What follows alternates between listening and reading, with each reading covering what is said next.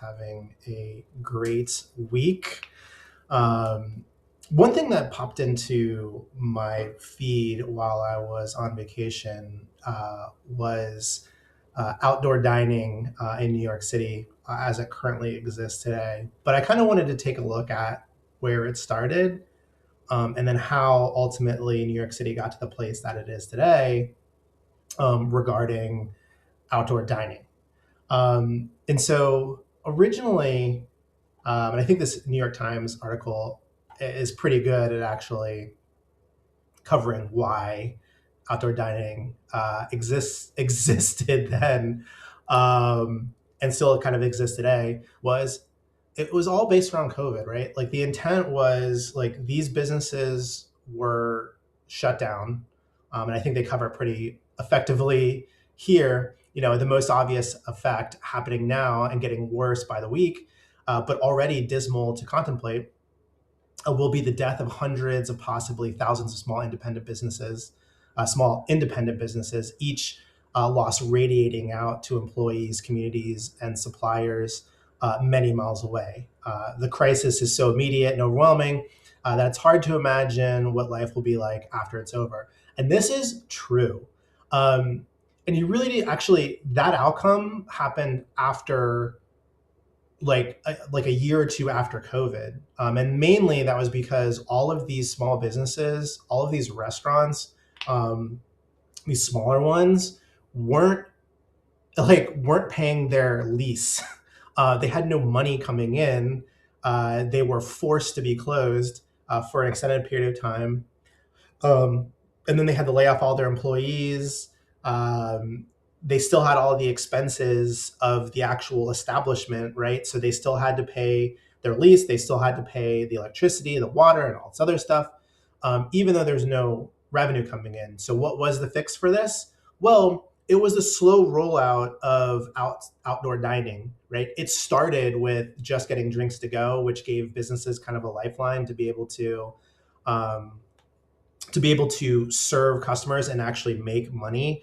Granted, it was very little money. They had to have 6 foot social distancing when you're like ordering drinks. And if you were in like St. Mark's at the time, or the Upper East Side, or the Upper West Side, Hell's Kitchen more specifically, like it was kind of ridiculous, right? Like you had to wait in line, and then everybody was like standing in large groups, and it was kind of, the whole thing was just kind of stupid. Um, at least the regulations, not the outside drinking. I will say, as you know, when I was there, the outside drinking was a lifeline to be able to reconnect with friends, and get out and do the things that you kind of enjoy doing, which was socializing with other human beings, albeit through alcohol, but nonetheless, you're still out, you're socializing, you're not cooped up in your tiny apartments. Um, Working from home with roommates. And so outdoor dining was rolled out. And outdoor dining was great. And so again, it started with drinks to go, and then it morphed into this creating structures outside that were kind of ridiculous when you think about it. And I made videos about this on Instagram at the time, is that you couldn't go into an establishment to drink or eat, but you could go outside in an enclosed outside structure with windows and doors and air conditioning to sit with other people, to do the same thing that you couldn't do inside. It was absolutely ridiculous, but it was great. We're able to go out. We're able to get together. We're able to get in these structures, and it was great when it rained. They were covered. This one, in this particular location, was not covered. I mean, you can still see they had the stupid partitions up between tables because of. Anyways, at least they made it look good. But then that led into essentially a whole bunch of backlash in regard to the outdoor dining spaces. And multiple articles were written about this, but residents, and community leaders were pushing back hard on these outdoor dining establishments. There's Eater, we've got New York Times, we've got foodpolicy.org, a nonprofit. Like, there were, while outdoor dining, as a customer, I enjoyed it. You could go to places where it was like hell on earth. And you could see this in K-Town, where the street was narrowed so much, all the parking spaces were taken by these outside structures, which again is fine.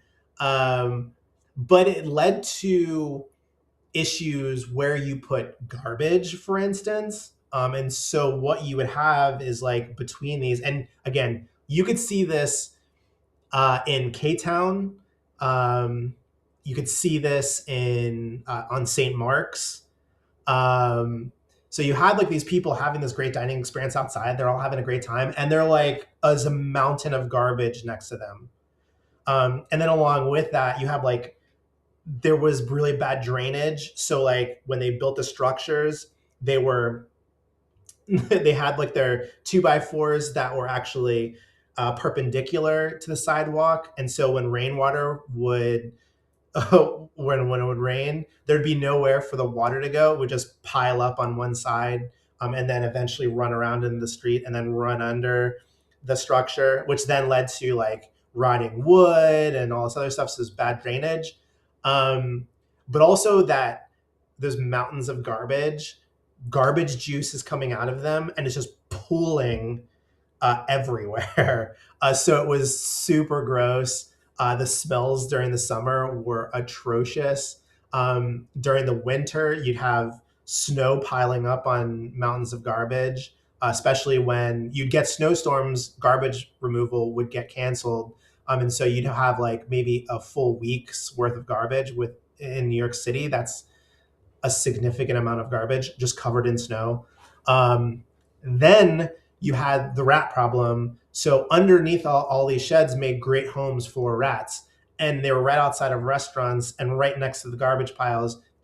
So you had like this toxic soup of like rats, piles of garbage juice, really bad drainage. And so rightfully so, residents groups were pushing back heavily on these structures, right? Like there's definitely a way to create these structures in a way that doesn't add to all this other stuff.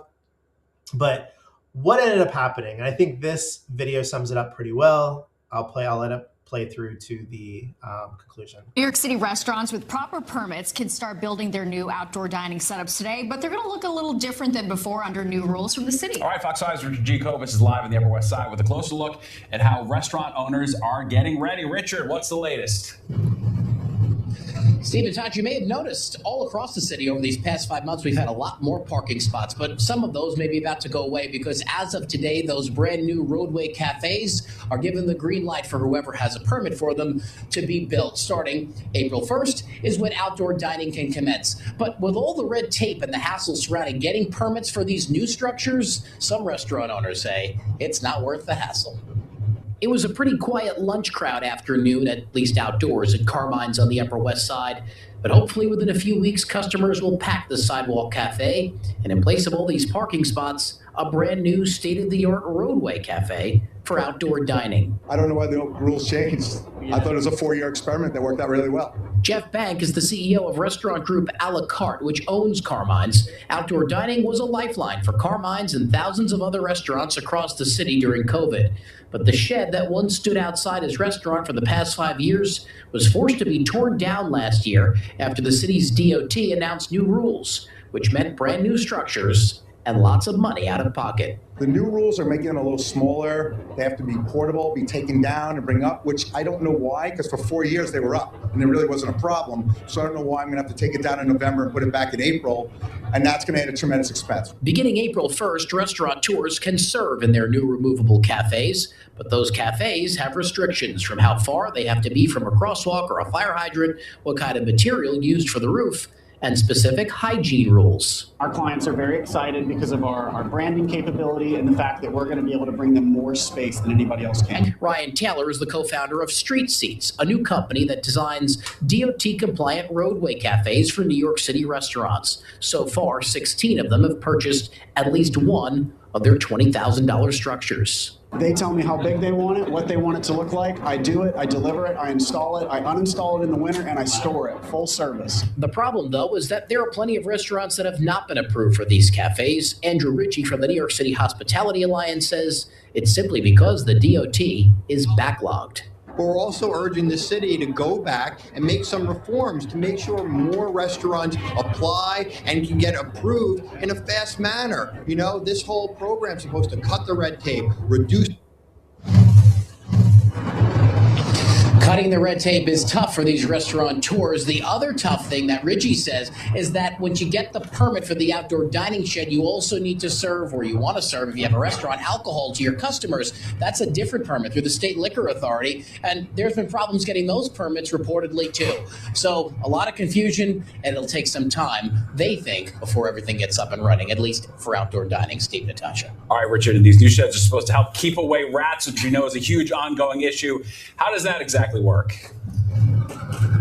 Well, everybody wants to get rid of rats. You don't want to dine with Gus while you're sitting out here. So what the city has decided to do is with these new dining sheds, is they put removable floors in them. You know, in the old structures, you had the wood floor. So now you can remove the floors every night, clean underneath, no more rat burrows, at least in those structures. I don't know about anywhere else. Yeah, it makes sense. All right, so you kind of get the point there. The new rules require permits on permits on permits. They require a lot of red tape in order to get this stuff rolled out. So you have to ask yourself, who were the bigger donors within New York City, right? And a lot of these wealthy people sit on these boards and have housing, or their apartments or their townhomes are within, they're either across the street from some of these restaurants that had outside dining that they didn't like, or they're around the corner. And so you have to ask yourself, if you wanted to effectively stymie New York City's outside dining, how would you do it? Well, you would put in policy. Policy is ultimately what is leading to the demise of outside dining in New York City. And so there's all of these people that are like talking about like, oh, like, I don't understand why New York City has a backlog of approvals for outside dining. Well, you have all these wealthy people that were pushing back against it originally for some legitimate reasons, but they don't give two S's about the problems that the small businesses, the restaurants, the larger restaurants were going through during COVID, the loss of revenue, and trying to figure out how to make things work. And by the way, these same exact people that were pushing back against outdoor dining were themselves outside dining at these establishments, right? And so the hypocrisy is steep in here, but to the point, they wanted to get rid of it. They couldn't just say, it's very unpopular to the broader public to say, we're going to get rid of this outside dining, because as someone who's experienced it, it's great. Restaurant owners and business owners loved it, but the people in power did not like it. So what do? They put in a bunch of barriers. They put in a bunch of red tape in order to slow down the approval process. So if you're a wealthy restaurateur, you probably have outside dining. If you're well connected to City Hall, you probably have outside dining. If you're a regular mom and pop shop, you probably don't have outside dining. If you're a club or a bar that people love, but the community around it hates, you probably don't have outside dining. And so it's just kind of ridiculous to then have the comptroller come out and say, I'm opening an investigation into why outside dining is so delayed and so far behind. We all know the reason. These are just steps. This investigation will take months. Take months, right? And so what you have, we're now on May 27th. Outside dining was supposed to be started, which means these structures were able to be delivered on April 1st or probably a day or two before and be able to be used from April 1st until November 29th. And so now we're almost, 2 months in to the season. These structures don't have heating. They're not great. So essentially what you have is a very finite timeline in which these structures can be outside and can be utilized within reason. Going to November 29th, like nobody is going to be in these outside structures when it gets cold in New York City. I can tell you as just someone who lived there, you want to go inside. And you're only in the outside structure in the off chance that there is a big game going on, all the TVs and all the tables inside of the establishment with all the people watching the game. There's no more room. You got to be outside. And if there's a TV available, you'll probably make that choice and then deal with the cold and the rain and all that stuff out there. But that cold season tends to start is somewhere between like the end of September. And so really you have this timeline of April to essentially like September in which you can roll it out. We're now almost 2 months in and only 1/4 of the approvals have been done. And so as you get into June, you're going to get towards the end of June, you're looking at diminishing returns on actually putting the structure out there because people like Ryan over at Street Seats are the ones that are creating it. And so I'm sure if I did some research on Ryan and Street Seats, I'd probably find that there is a direct correlation to people within City Hall and his particular business that creates these structures. At any rate, the structures themselves cost a ton of money. Small businesses have to pay for the permits to be able to have seating outside. They've got to pay for the permits to have alcohol. They've got to do all this stuff, have it approved in a specific time frame in order to make outside dining profitable to the business. The longer that the city is able to delay the rollout of outside dining structures or the permits to get them there, the less likely businesses are to actually put them outside. And that effectively kills outside dining in New York City. And so, again, you can tell me what you think about it. I look at it and I see the red tape, I see the initial pushback, and I see the relative support for it within the people that are going out and the restaurants that want to make the additional revenue. I don't see the support from it from the residential communities that are around and the wealthy people. And if you want to play politics with something, you can just have something wrapped up in a bureaucratic process, and you can just point to the bureaucratic process and say, "Oh, that I don't know. I don't understand why we staffed it effectively, and I don't understand. You know what? We'll put together a panel of people to investigate this and find out what's going on." Good luck with that. At any rate, tell me what you think. Am I off base here? Am I just, completely in left field here in regards to outside dining in New York City and abroad, by the way, because it's not just New York City that is slowly trying to peel back outside dining. It's other cities as well. But again, tell me what you think in the comment section below. Am I off base? Tell me about your experiences with outside dining in New York City. But as always, keep believing that the best is still ahead. for America. Peace out.